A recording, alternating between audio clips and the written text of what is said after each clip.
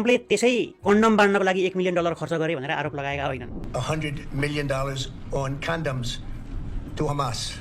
व्यङ्ग्य त्यतिकै कसेका होइन। अनि लास्ट बट नट लिस्ट, नेपालमा नास्तिकता फैलाउनको लागि पैसा खर्च गरिएको थियो भन्ने कुरा त सुन्नुभएकै होला। सुन्नुभएको छैन यो क्लिप सुन्नुहोस्। यहाँ जो बोल्दैछन् उनी अमेरिकी सांसद हुन्। I can give you hundreds of examples of where they were authorizing. Sure, let's list them off. $500,000 to expand atheism in Nepal. नेपालमा संविधान लेख्ने बेलामा आन्दोलनले नमागेको, जनताले नखोजेको केही कुराहरू रातारात संविधानमा घुसाएको आरोप लाग्ने गर्छ हाम्रा नेता र समाजका अगुवाहरूमाथि। अहिले पनि त्यही कुरालाई सघाउने गरेको कुरा अमेरिकाबाट पनि बाहिरिएको छ। अमेरिकी संसदमा यो कुरा उठेको छ। $100 मिलियन USAID को नाममा नेपालमा नास्तिकता फैलाउनको लागि खर्च गरिएको भनिँदैछ। यहाँ सुन्नुहोस्।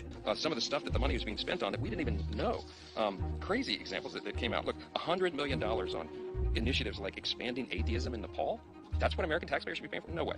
इन्डियाको संसदमा पनि त्यही कुरा उठेको छ। तत्कालीन मनमोहनको सरकारले USAID को आडमा त्यो बेलामा नेपालको संविधान बन्ने बेलामा उसकै आडमा काम गरेको आरोप लागेको छ। त्यो कुरा पनि सुन्नुहोस् यहाँनिर। नेपाल में मनमोहन सिंह जी के रहते हिंदू राष्ट्र खत्म हो गया। जो एथिस्ट मूवमेंट है उसको USAID ने पैसा दिया कि नहीं दिया? सामंता पावर से आपकी मुलाकात हुई या नहीं हुई? तर हाम्रै नेपालकै आफ्नै संसदमा भने यो विषयमा सन्नाटा छाएको छ। यस्तो लाग्छ कि कसैलाई यो कुरा थाहा नै छैन या त कोही पनि यो कुरा उठाउनै चाहदैन। किन?